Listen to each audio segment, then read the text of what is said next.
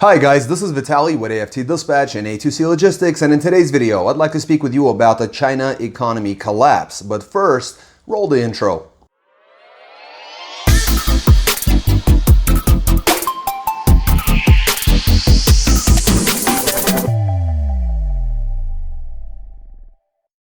Welcome back. Before we get started, I'd like to ask you to please like the video, be sure you subscribe to the channel and hit the notification bell so you never miss a single release of our videos, where every Friday we're talking about something that could benefit you in your trucking businesses, in your trucking careers, as well as cover the loads we've successfully booked for our customers, consisting of leased down owner operators and carriers operating under their own MC authorities, running under our truck dispatch services. As always, guys, big thank you for all the likes you've provided in all the previous videos. Please do keep them coming, and let's talk about the China economy collapse. As I know we've covered a lot on China, the Chinese economy, the Evergrande, for example. I'll leave a little card here in the corner. October of last year, we actually talked about this. Now let's kind of get an idea of why we should care in the United States. Now, I'll give you an idea. Back in 1960, the Chinese economy was 11% of the entire US GDP. Now, fast forward to 2019, just a few short years ago, and they were at 67% of US GDP. That is huge. That is huge. And over a period of about 60 years. Now, we should also remember that over 20% of all US imports come from China. That is, 1/5 of everything that's coming into the country. Very large amount of freight when it comes to the trucking industry. Imagine what happens if that stops. We don't have to imagine. We saw that happen. Completely turned our entire economy upside down. Inflation, higher costs for everything. We continue to see that escalate. Now, China builds 5 times more homes than the United States and Europe combined. 5 times more homes.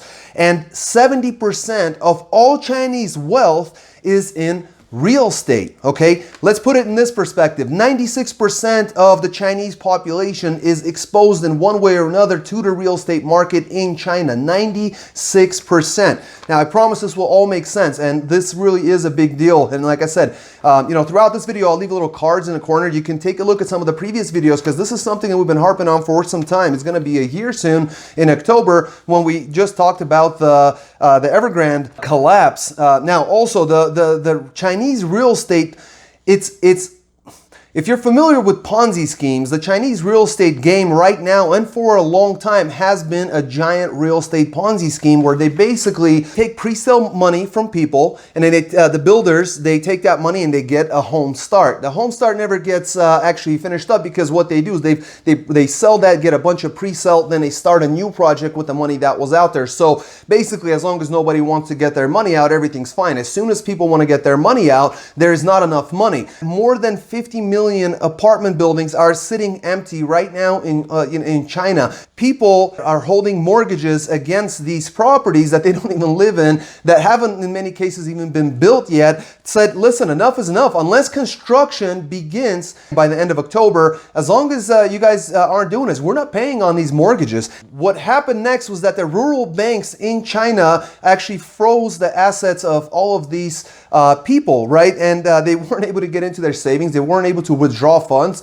Now, this is what brings us to the fractional reserve banking and how that could actually lead to a bank run, and where the problem really begins. The United States is the largest economy in the world. Then you have China, the second largest economy in the world. We helped them get to where they are over the last 60 to 70 years. What happens is when you give me $1,000 and I'm a bank, you're giving it to me for safekeeping. So I'm going to take that $1,000 and I'm going to lend it to Johnny. I'm going to lend him $900 because I'm only required by federal law to keep 10% of reserves, fractional reserves. I only have a fraction of the total reserve.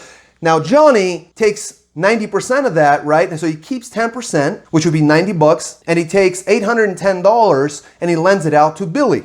And this continues going on. Ultimately, it's $1,000 that got lent multiple times. One of these guys may not pay. There may not be money to pay everyone back if everyone comes in and says, hey, I want my money back now, and you're supposed to have it on hand, but you don't, because you only had ultimately 10% of the total available. So this is where it gets into trouble, because as soon as the people lose their belief in the Chinese banking system, they're going to come in and say, we want to get our money back. let's pull out our cash, and the bank simply won't have that. So there will be a bank run on this, which will create an absolute collapse of the Chinese economy. Now, we actually saw this during the Great Depression here in the United States. So if you're familiar with that time in our history, you will understand what we're dealing with potentially, because that will have major repercussions. In fact, if China decides to sell US assets to raise capital, that's actually a big possibility, and that would really create all sorts of havoc in our markets here, our stock markets, for example, our real estate markets.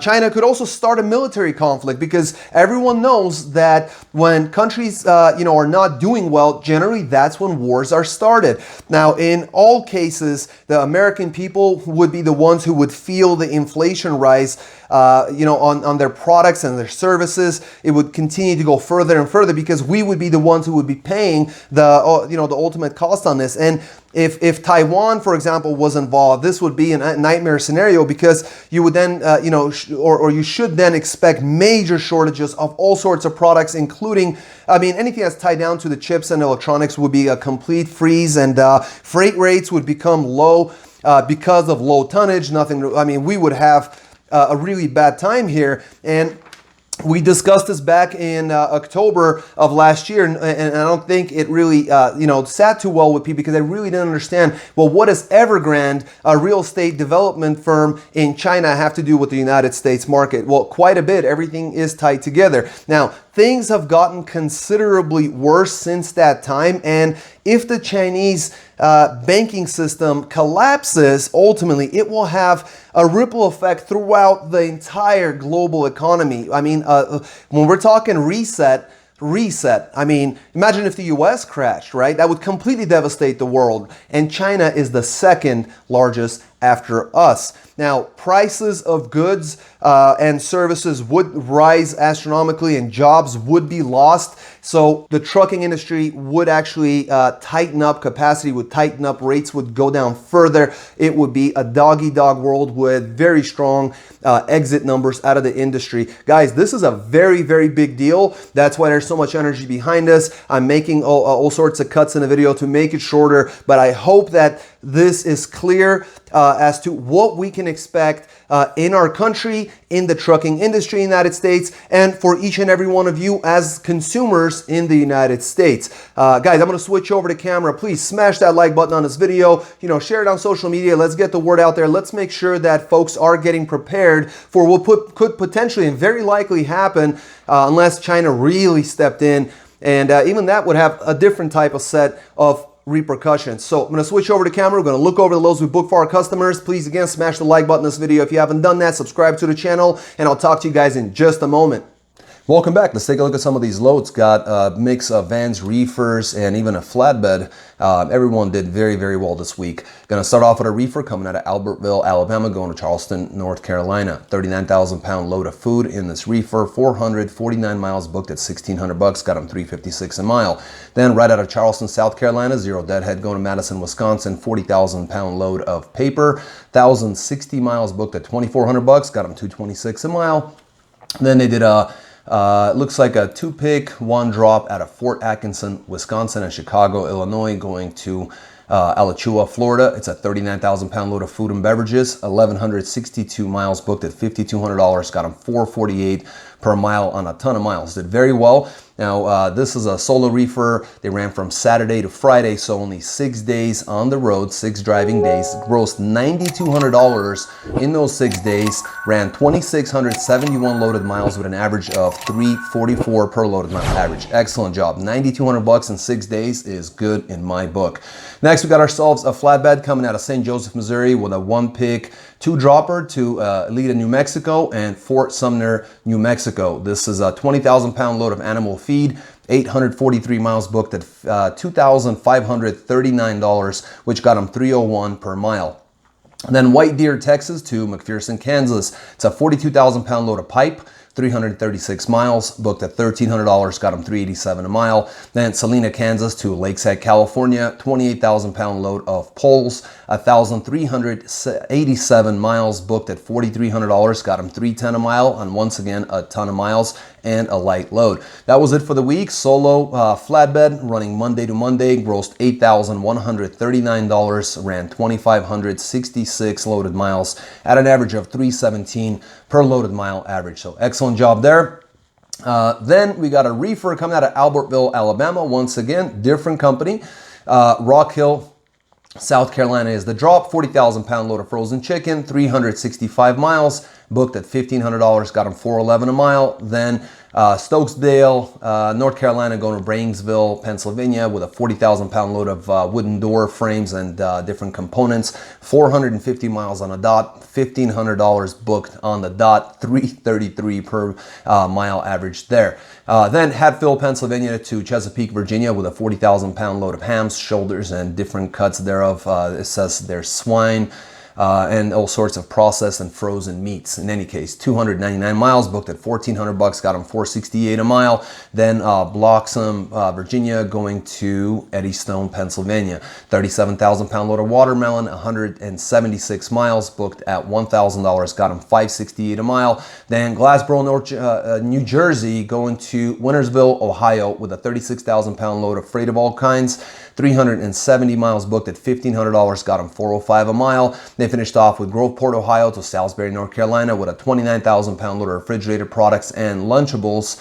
And that's 407 miles, booked at $1,300, got them $319 a mile. An excellent job throughout the entire week, running 7 days, Monday to Monday, grossed $8,200, running a bunch of short runs, got 2,067 loaded miles at an average of 397 per loaded mile average. Very, very well done on that reefer. Then we got ourselves a drive-in out of Carrollton, Texas to Valiant, Oklahoma with a 44,000 pound straight through load of baled, clean, dry, recycled paper. 152 miles, booked at $772, got him $508 a mile. Then right out of Valiant, Oklahoma, Zero Deadhead to Salem, Oregon, a long, long run, 40,000 pound load of reload out of the same exact facility, palletized cardboard, truly Zero Deadhead. 2,155 miles, booked at $5,400, got him $251 a mile on a ton of miles, over 2,000 miles. Great job. Then out of Portland, Oregon, coming out to Billings, Montana, 41,000 pound Coca-Cola product load, 893 miles, booked at $3,000, got him $336 a mile. Very, very impressive. $9,172 grossed in a week, running Friday to Friday, ran exactly 3,200 miles, and got an average of 287 per loaded mile average, including that long, long run. So very, very well done. Then we got ourselves a reefer out of Hannibal, Missouri, going to Hiawatha, Iowa, with a 23,000 pound load of General Mills FAK. It was a product transfer, 175 miles, booked at $1,100, got him $629 a mile. Then Eldridge, Iowa to Aurora, Colorado, with a 34,000 pound load of dry food grade products, 842 miles, booked at $2,750, got him $327 a mile. And then Platteville, Colorado to Assonet, Massachusetts, with a 42,000 pound dairy load, 1,964 miles, booked at $5,400, got them $275 a mile. Excellent rate for lots of miles. That was it. They ran Friday to Friday, grossed $9,250 on their week. Reefer, 2,981 loaded miles at an average of 310 per loaded mile average. And we're gonna go ahead and finish off with a dry-van team coming out of Tulsa, Arizona to Amarillo, Texas, with a 40,000 pound grocery load, 715 miles, booked at $2,000, got them $280 a mile. Then Sunray, Texas, going to Statesville, North Carolina, with a 39,000 pound load of FAK, 1,347 miles, booked at $3,600, got him $267 a mile. And at Mabane, North Carolina, took a load to Nogales, Arizona, with a 12,000 pound load of dry produce, 2,120 miles, booked at $4,500, got him $212 a mile. A very, very good job, guys. They, this is a team drive-in, ran Friday to Friday, ended up grossing $10,100 for the week, got 4,182 loaded miles at an average of 242 per loaded mile average. An excellent job. And you guys too can make this kind of money. As you can see, we're loading vans, reefers, even flatbeds. We've got some step decks that we run, and everyone's doing quite well. Who's willing to work, put it out there, and have trust in your dispatcher and continue working. I mean, you're working with very experienced folks who've been doing this for many, many, many years. We understand the markets, the market dynamics. We have special connections with different brokers, 3PLs, freight forwarders. We have direct shippers and all sorts of different places that we can get freight and get you through these difficult times. The same thing happens with a lease-on operation. If you're a lease-on owner operator, there's a really good chance that you're paying too much, you're not getting enough money on your loads. There's missing transparency. You want to make sure you're getting every rate confirmation and you have that on file. Otherwise, you just don't know if what you're working with is actually correct or not. In any case, if you have any questions, just get in touch with us, and multiple ways of doing that. Call or text us at 801-448-6363. Call or text. You can also go to our website, aftdispatch.com/go. Fill out the appropriate box, and we'll get in touch with you, answer any and all your questions. There's a chat box on every one of our pages on our website at aftdispatch.com. Fill that out. Again, takes 10 seconds, and get your questions answered so that you're not leaving money on the table, especially during a very tough market. And from what it looks like, it's a market that's going to get tougher and tougher. In any case, guys, until next week, stay healthy, be wealthy. Take care.